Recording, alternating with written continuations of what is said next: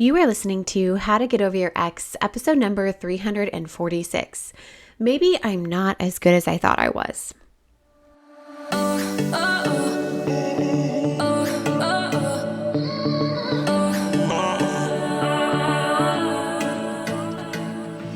Welcome to How to Get Over Your Ex, a podcast on getting over your ex without it just taking time. I'm your host, Breakup Coach Dorothy. Let's turn your pain into power and your heartbreak into happy.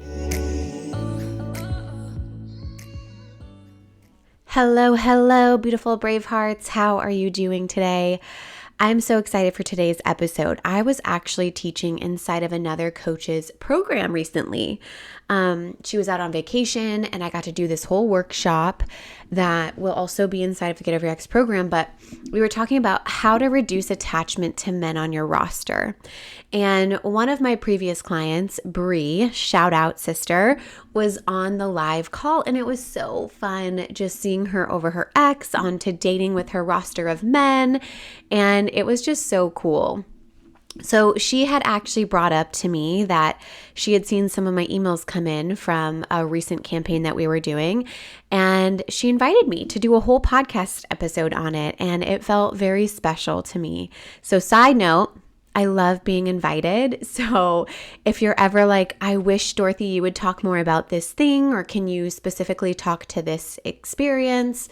Like, just reach out to me, invite me. I love to be invited as a projector. You can reach out to my email, dorothy@dorothyabjohnson.com, or, come hang out with me on Instagram at Breakup Coach Dorothy and just send me a DM. Like, I'm a real human. I love invitations. I love hearing from you guys and getting topic ideas. So definitely don't hesitate to reach out.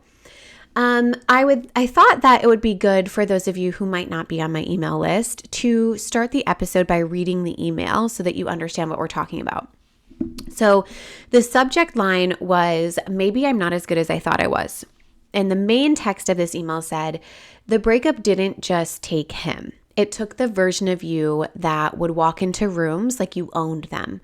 The one who didn't need to wonder, who knew her worth without requiring proof, who had a whole story about herself, lovable, chosen, absolutely worth fighting for. And you just believed it without question. And that version feels gone right now. In her place is a quieter, smaller voice. And that voice keeps whispering, maybe I wasn't as great as I thought I was. And if he could leave, if he could stop choosing me, maybe I'm not the catch that I believed myself to be. And I know this voice deeply personally. When my engagement ended, I didn't just lose my fiance, I lost my entire story about myself. The one where I was the kind of woman men fought for, the one where I was enough without question, without condition. What I didn't understand then that I need you to hear is that the voice isn't evidence. It's a lie from your breakup brain. And your brain is doing exactly what brains do when they're trying to make sense of painful loss. It's looking for a reason. And the reason it reaches for every single time and every woman I've ever worked with is you. Because if it's a problem with you, you can fix it. If it's about you, there's something you can control. But it isn't about you, and it never was. And logic won't turn this voice off. Positive affirmations won't turn this voice off. What turns it off is reducing the desire and attachment at the root. Because the story about what his leaving says about you lives in the same place as the attachment. And when the attachment goes, the story goes with it. And that was the end of the email. So I really want to deep dive into this concept and this topic with you today. What I think is so powerful about this concept or about this experience is it's just so wild to me how it negatively impacts almost every component and area of your life. This one belief doesn't just affect your lovability or the worthiness within romantic partnerships. I see it impact and affect all areas. I've had 7 or 8 figure business owners just stop making money because of a breakup, feeling like maybe they aren't as good as they thought they were. I have seen women get fired because they can't own who they are in the boardroom anymore in the way that they once did because of the breakup. I have seen women go on to settle even further in their next relationship. They go to a worse relationship because they think, oh my God, I'm not as good as I thought I was. I should probably just accept whatever guy will stay with me. And it's the shadow side, ultimately, of breakups. It's the unhealed side of breakups where people let this dynamic really take root in their life and never truly address it and change it, tear it out of their brain and like throw it the fuck away. And I'm not going to lie, like I'm saying this with you. If you resonate with this, I'm saying it with you. I've lived this experience. I did the same thing. I experienced this really firsthand with my called off engagement and my miscarriage in 2022.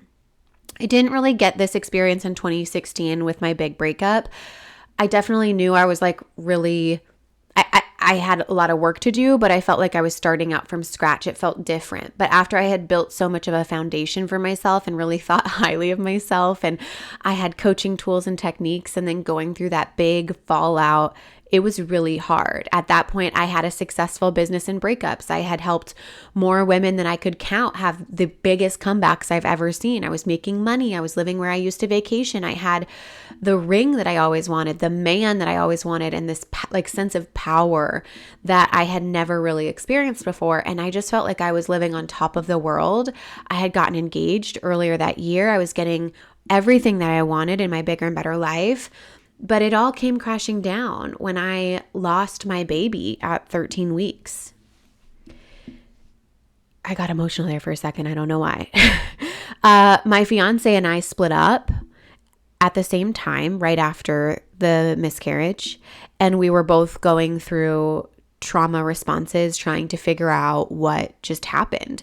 And honestly, you guys, again, like I was a coach. I had all the tools this time that I had previously wished that I had in moments in the past, right?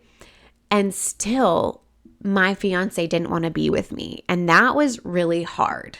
That was really hard for me. I was struggling with postpartum depression. And this is wild to admit, but I didn't really want to be on this earth anymore, to be quite honest. I was so deep in postpartum depression. And I felt like if I didn't matter to the person who mattered most to me, why be here? Why be on earth? You know, if the most important thing to me left, why shouldn't I just leave? And I was going through and I was doing everything that I could think of to help myself, right? Again, I was a coach. I had all the tools. I hired coaches. I was journaling. And it's so funny because it all sounded so familiar to my breakup journey where I had tried everything.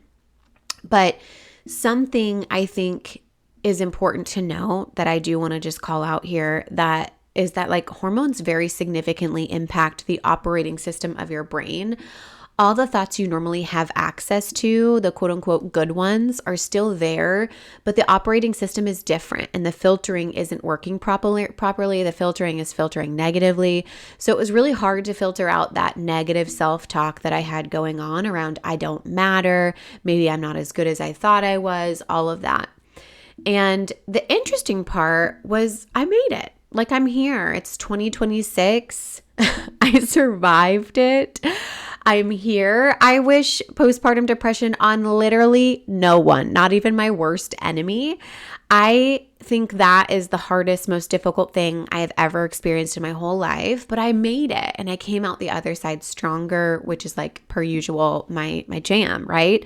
But what I want to make really clear in today's episode is that if you're someone who looks at your breakup and then uses that breakup as a reason or uses your ex not wanting to be with you as evidence or as a reason to why maybe you're not as good as you thought you were, or you're struggling to move through your breakup even with all the tools and using that as evidence that maybe you're not as good as you thought you were, I know that you're not as good as you thought you were. You're actually much better than you thought you were.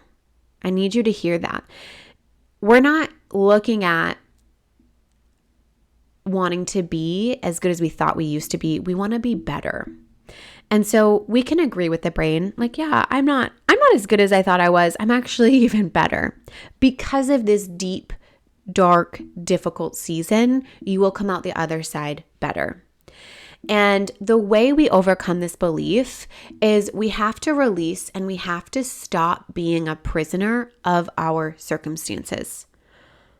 I mean this so much. What I mean by that is we have to stop looking at the world around us as evidence that we're not who we want to be. We just have to stop looking at evidence around us and then using it against ourselves to say, I'm not who I want to be, or I'm not as good as I thought I was. Our being is, and it always is. So I have a couple of exercises that I've personally walked through to overcome this experience that I want to share with you today. So I want you to take a minute and examine, what was my expectation? What did I expect my world to look like? When I say I'm not as good as I thought I was, what did I think I was going to be? And how is that expectation different from what I'm currently experiencing? And when you look at that, I want you to look at the identity that is associated to those things, because you'll probably list off a lot of circumstances, right? You might say, I thought I was going to be married. I thought I was going to have a baby by now. I thought we'd have a 5-year-old running around by now. I thought we'd be going to graduations together. Whatever it is that you thought you thought were going to be that make you something, those might be circumstances, but I want you to take those circumstances and then consolidate them and look at, what is the identity that I've built around those circumstances that I feel like I'm not getting to be. Some of my clients, actually, I want to call this out, because some of my clients will come to me and they'll say, well, here's a little bit of context, or here's more context. And I equate that the same as like evidence. We get super wrapped up in sharing context or evidence to support the thing that we don't want, which makes zero sense to me. So like, let's stop doing that. Like, I get it, but let's stop. But look at those circumstances. Look at the expectation of what you thought you would have that would make you so great. And what is the identity associated to that? And I'll give you an example. And a good way to figure out the identity piece, my friends, is I thought I would be ... What is the ... I thought I would be what? Okay. So a personal experience of this that I can share is, I thought that I would be, my ... might have been financially free. And when I brought this up to my coach, she was like, retired? Like, you thought you'd be retired by now? And I was like, no, that's not what I mean by financially free. And that was very interesting to me to be like, wow, I haven't even like looked at what does that actually mean.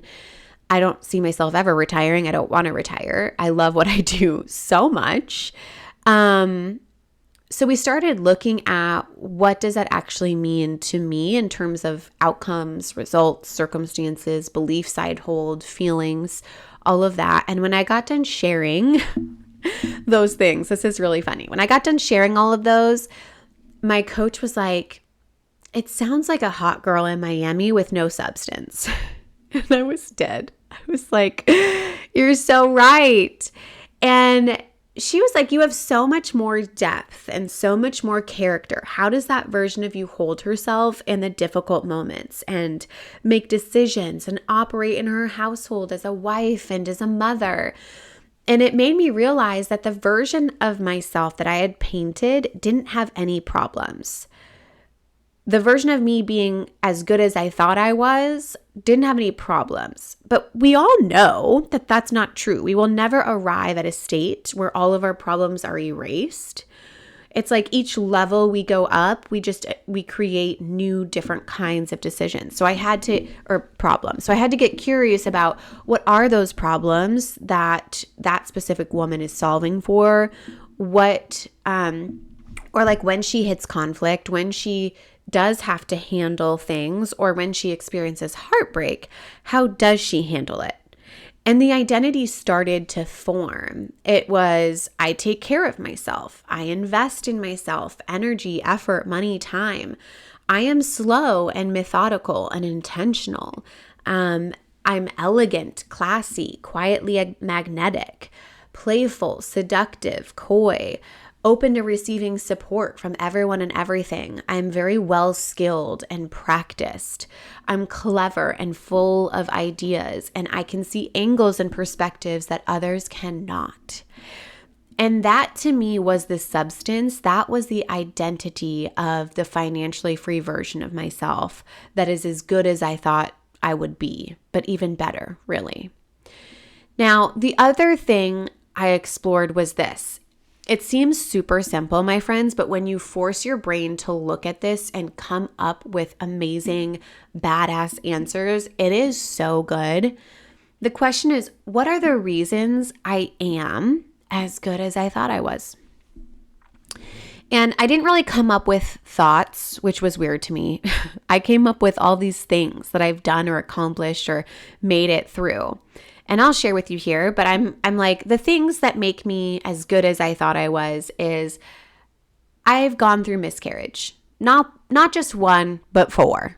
I have had 4 miscarriages. I feel like I have conquered the world by being able to endure those and get to the place that like the last miscarriage I had, I handled it so well. I feel so solid in my ability to navigate that. Perseverance.